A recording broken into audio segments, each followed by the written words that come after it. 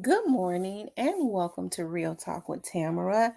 As you come into the room, please hit the like button. Also, if you have not subscribed to the channel, please subscribe to the channel. I hope that you guys are doing okay on this morning. I know that I am. I always express the importance of hitting the like button because the like button helps to keep the video in the algorithm, okay?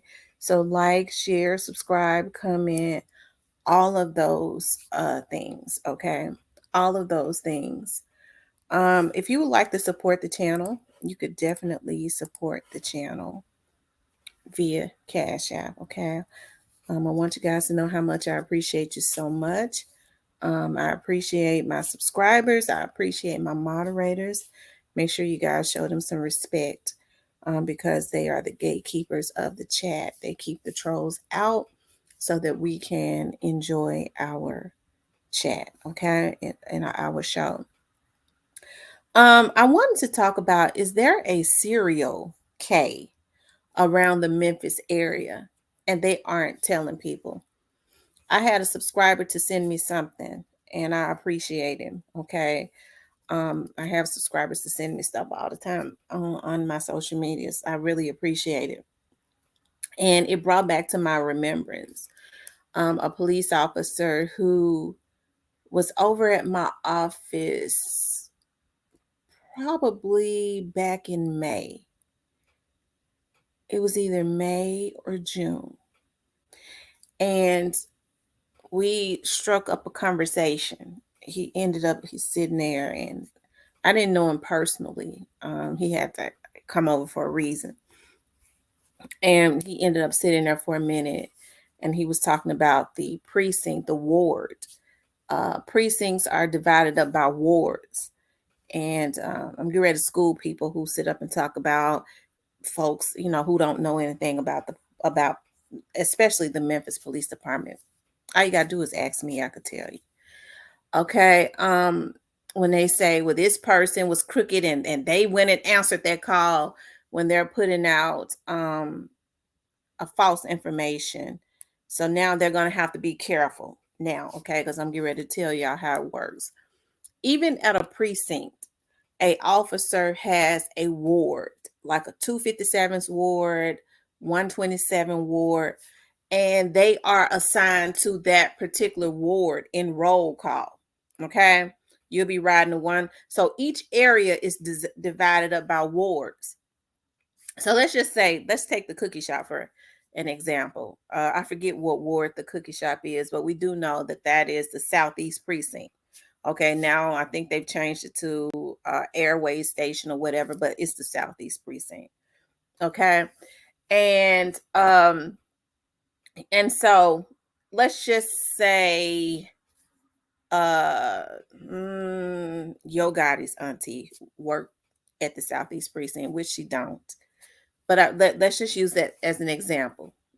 Let's just say that the cookie shop, even though it's all Airway Station, is 257's ward. Okay. And Yo Gotti's auntie, who we're using it as an example, is assigned to 256 ward, which is all a part of the Airway Station. She cannot answer a call in 257's ward. She can't. The only time that can happen is if they are short, okay, real short, and they're still not going to pull another officer from their ward because they have to man that section. So then that's when the supervisors are called to come off of their desk out of the office because they are short. Okay. So this officer that was sitting there over in my office, he was talking about, we got into a conversation about stalking and crazy people and how how men, he was saying, yeah, you do have to be careful with obsessions and things of that nature because he said, we found at that time, it was back in May or June. Okay. Um, 3 girls around the Tulane area, the Jeter area, yeah, around that area. Yeah, because that was all around his ward. He said, I said, well, what's going on? He was like, it's a serial. He said, we think it's a serial K. Okay, you know, they monitor everything on here. I was like, are you serious? Listen, when he said it, I figured there was some validity to it because he said we had found a girl in the ditch around Tulane. We had found a girl around Jeter, and this was like May or June. He says, yeah. So I know from experience of working for the police department, especially working around the top brass is what they call them, and being in meetings when I, would assist them, that they don't like to send pandemonium. I think it has more to do with being selfish, because if they put it out in the medias, people are going to flood the police department with calls. That's the reason why when there's a situation going on, I always tell my subscribers, flood the police department with calls. Flood them. Flood them. Not only that, flood the media. Not only that, flood the FBI. Because that's what truly get the ball going. Not jumping on here, um, um, making up where the lies ain't gonna bother them anyways. Okay. But when you flood them with accurate information, as if you flood them with fake information, you probably gonna get charged, right? But if you flood them with accurate information, okay, if you know about something that's gonna go on, then they are obligated, okay, to let's just say, for instance, like with that Grove Hero situation, where there was stuff put into the atmosphere that something was going to happen to him. Well, we already had been hearing it. So the police department was flooded with calls, and it caused plain cars to be out there on watch as well, okay, as other entities. F what a person say, I know they was out there. Okay. Now, this man said, okay, that it's we think it's a serial K. And so now there's a young lady that close to the little city I live in. Okay, because I stops at that gas station all the time. Okay, that has gone missing. Okay. And I want to show y'all this, and then we're gonna get because see, I know they don't want to send pandemonium. Let me go back to saying this. They claim they don't want to send pandemonium, but what it is I think it's a little selfishness, because what's going to happen is, if people know that there's a serial K around the area, you talk about South Haven, Mississippi, that's almost basically Memphis, because they're 2-3 minutes away. There are houses that sit right at that state line. That's why they call it state line. Okay? State line road, because really a line separates South Haven, Mississippi from Memphis, 2-3 minutes away. That's the top of Mississippi. Okay. I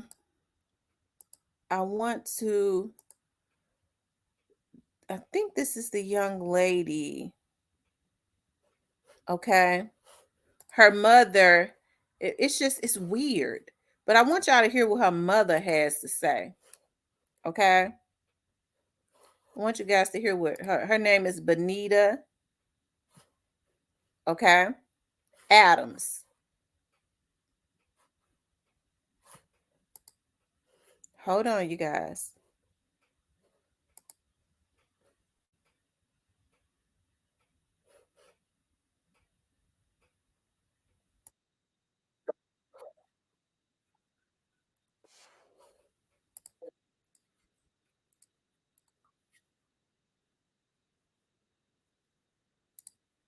Last seen September 13th at a Raceway gas station near State Line Road in South Haven, Mississippi. Police say Adams was last. Bonita Adams is asking for your help to find her daughter. Now, police say Adams was last seen September 13th at a Raceway gas station near State Line Road in South Haven, Mississippi. Adams is among several Mid-South Black women reported missing in just the last month. ABC 24's Jay Shakur has been digging into this case all day, and Jay, South Haven police didn't put out any notice or alert until Thursday, although she went missing earlier this month. Why did that happen? That's right, Rudy and Pepper. That's because South Haven police say they didn't receive any calls about Bonita Adams' disappearance until Tuesday. This afternoon, her mother, Sheila, told me her focus now is getting the word out and getting answers. It's upsetting. It's scary. You just feel lost. You don't have any control. You don't know. That's Sheila Adams, the mother of Bonita Adams, a mother now looking for her missing daughter. 36-year-old Adams was last seen by family, according to South Haven police, on September 13th. And the last communication she had with her mother was on the 14th, calling from a Raceway gas station that morning near State Line Road. Okay, I have to stop it for a few minutes, but you know, when I think about her, I think about Tamia Taylor, and you just heard them say a slew of women have been gone missing in the last month. Now, this is a gas station that I stop at all the time. And I think when people, and it's always lit up, there are a lot of truck drivers, there's a lot of activity, and the police is always around. And here's the thing, sometimes I don't know what happened here, but I want women to be more careful. When I get out, I keep that thing on me. Okay. And I always have more than one. Okay. I always have more than one. My daughters, I make them keep that thing on them. I went and got them one. Okay. When people say, well, a little one ain't gonna do nothing, child, you better aim for the head and think about heaven later. Especially if a person is a threat to your person. Okay. And always, because people be on their phones, you're not even supposed to be on your phone by the gas pump because it will make it explode. Okay, I'm just like a paranoid schizo. I'm always looking around. My head is always on swivel, not because somebody is out to, I heard somebody was, okay? But that's just how I was anyways, right? It's because I've seen this for over 20 years. What happens, people watch people and sit in cars, especially at gas stations and different places, and watch for people who are not paying attention. Okay. As a matter of fact, somebody be scared to run up on me. You know why? Because of how my head be on swivel. They be scared of me. They scared that I'm a crazy. Okay. And it would be a bad thing for them to run up on me. It ain't good to run up on a paranoid person because they'll send you on to wherever you go and go. Okay. Your maker, whoever that is. Because everybody didn't come from God. Okay, but let's continue on. Her mother says she called later that day, leaving a voicemail. She said she was leaving Baptist DeSoto, and that was at 6:03. Adams' mother. Okay, now let's talk about that. She said she was leaving. She said she was leaving Baptist DeSoto, which is about 4 or 5 minutes from that gas station or less. Okay, let's continue on. South Haven, and was on her way back home to Charleston. But days later, there's still no sign of her. I had went by Baptist myself that third Sunday after I didn't hear anything from to see, was she admitted or anything. They told me they didn't have a Bonita Adams admitted. But I got a letter from Baptist Hospital where she had went to the emergency room. As police and family continue their search, this mother is making this plea. She do have friends and stuff in Memphis. Anybody in Memphis area know anything? Just call us. Now, law enforcement says in any case when you might believe someone is missing, adult or minor, you should call authorities as soon as possible. They say waiting 24 hours is not a rule you follow. Anyone who's seen Bonita or knows where she is should call the South Haven police at 662-393-865. I'm telling you something, when you get to going down there, because see, South Haven, Mississippi is different. Even though the state line just separates them, it's different. Okay. And I'm sure her mother probably thought she was still with some friends or whatever. Okay. And they were only able to get on the job right after it happened, right after they got the word right. But South Haven, Mississippi is different than Memphis. That's the reason why everybody packing up and crossing, putting their bags on their back and crossing on over the state line to live. Because if you think you're going to do crime down in Mississippi, you're going to do life. Okay. Mississippi, the only, and people say, well, why you here wanted that for a black man, F a black man that think that they going to be violating folks. Get that they still got the gun squad or whatever they call it. What is it? The whatever they call it. Okay. But anyways, unfortunately, that was bad news, okay, for Bonita. She was found, okay? And I hate that was 36 years old, okay? And I want to pull up. Let me pull it up, okay? Because I want to talk about this because I should have talked about this a long time ago, okay?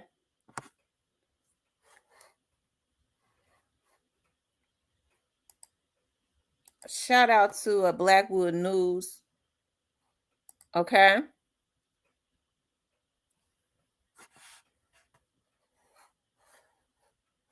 Because he also put the story on his page.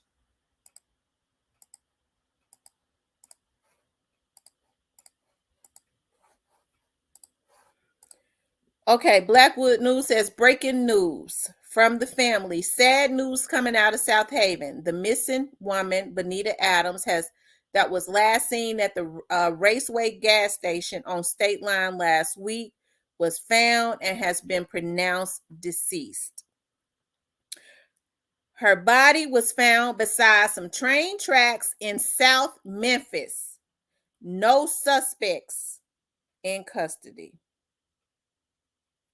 Okay. Let's show pictures of her. Now, I know where the train tracks are in South Memphis. Okay, this is her right here.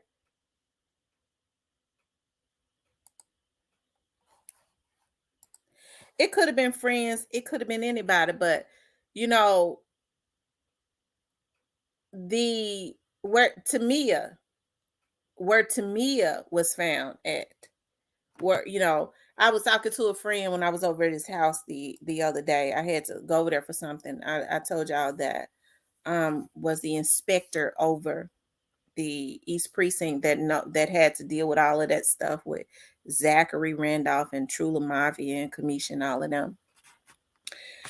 His precinct had to deal with that for years. Okay, so he was kind of giving me the info, the insight. I sat there for 4 hours. Okay, anytime you work somewhere for 35 years and you had to deal with all that, you know what I mean. But anyways, he was saying, we was talking about Tamia.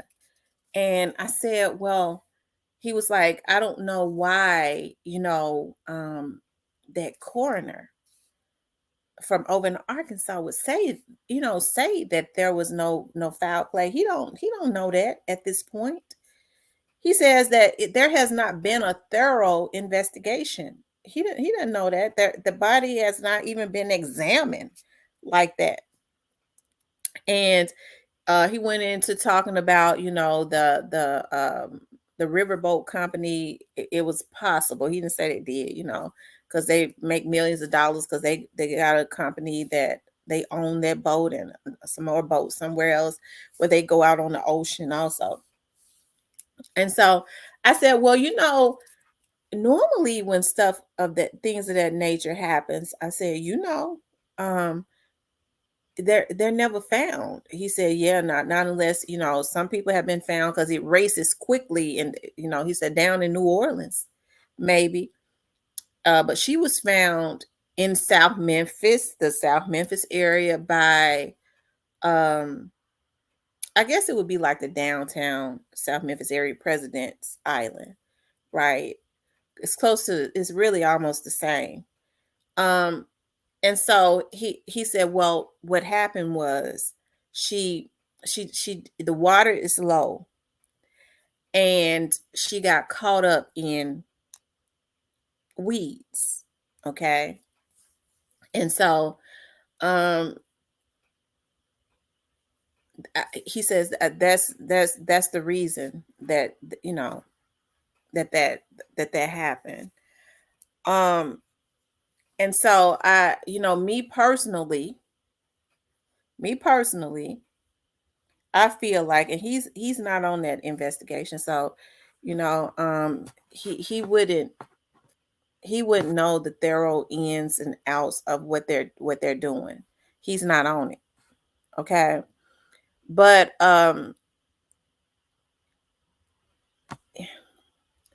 me personally, I feel like she got off.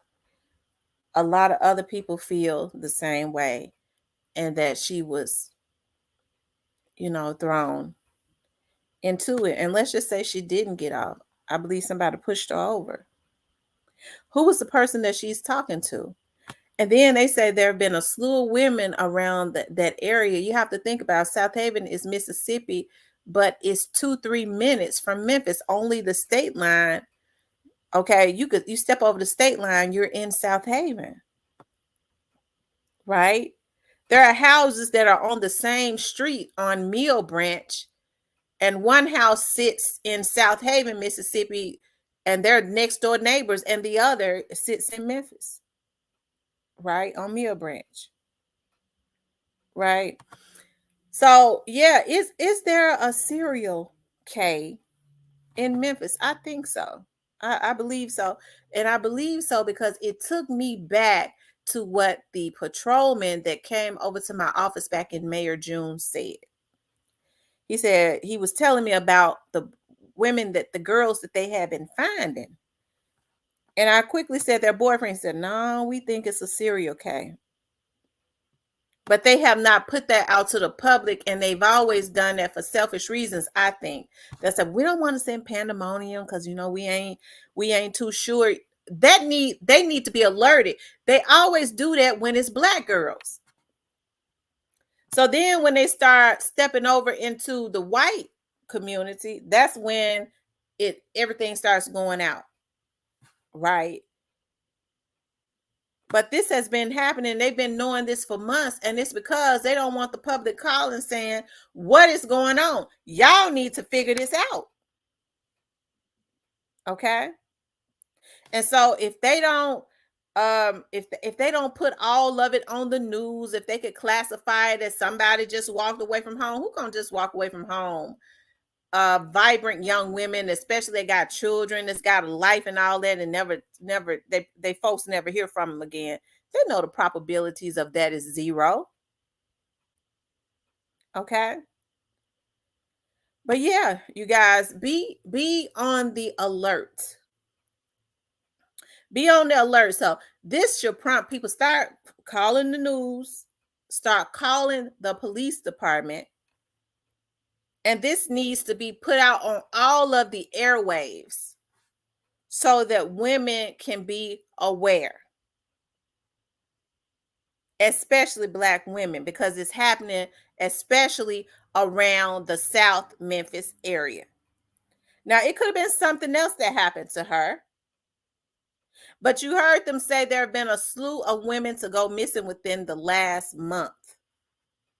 I was looking at the other day where they were saying that a 9-year-old supposedly got up out of his bed overnight and he went missing. I don't know if he's been found, but then that's a problem. They say, but he's a habitual runaway. That was not on the news. That was just on the Twitter, on the Twitter on Memphis Police or somewhere.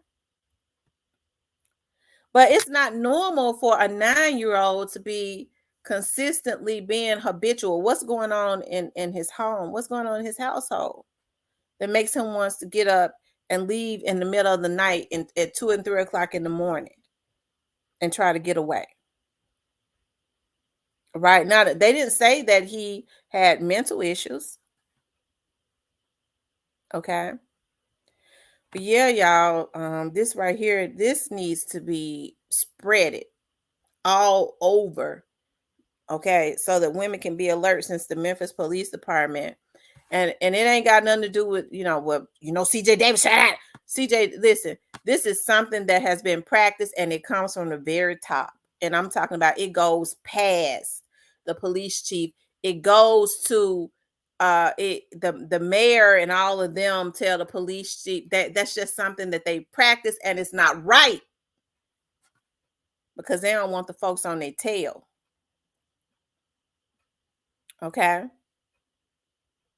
And it's something it seems like to me that it's uniform all the way across the board, not just in Memphis, because I can remember a time back when all of the mothers from St. Louis was coming to be on my TV show. You had Phoenix Coding, you had all of these mothers that had Black girls that were missing. Who was the other one? It was quite a few other ones.